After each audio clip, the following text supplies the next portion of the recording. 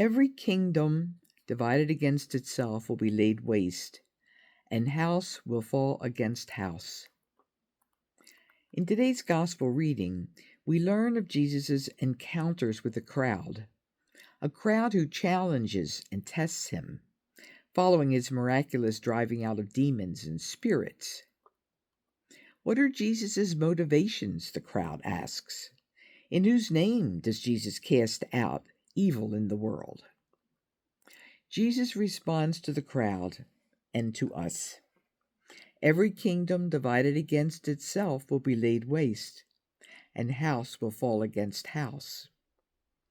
And so it is in our lives, in our homes, in our families, and in our contemporary times and the society in which we live.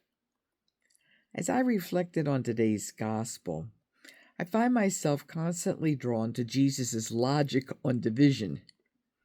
How often is it that we allow our interpersonal relationships to become wounded and scarred because one placed their own needs before the other's needs?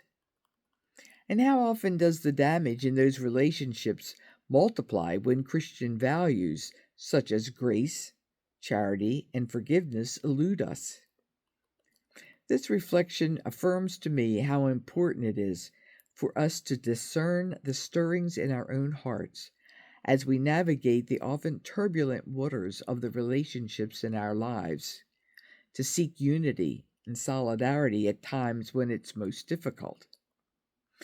But Jesus didn't stop there.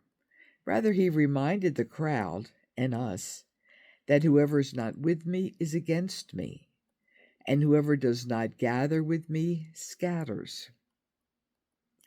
Jesus' words here resonate with me because they require of us a courageous commitment to the greater good.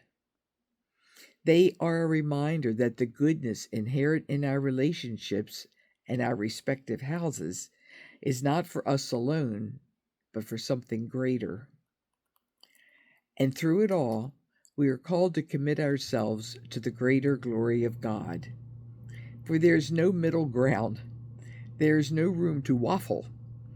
The message is clear. We cannot be for life with Christ if our actions reveal our hearts to be confused on the matter. I spent some time reflecting on who I am in the crowd that Jesus acknowledges in today's reading. How often do I question the motivations of others who do good things? How might that disposition divide the houses of which I am a part?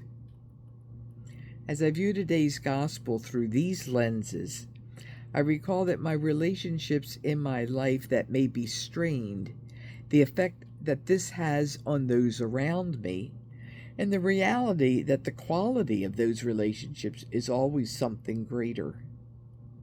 Today's gospel teaches us to be bold and fearless, committed to the reality that our collective work is for Him and His kingdom here on earth.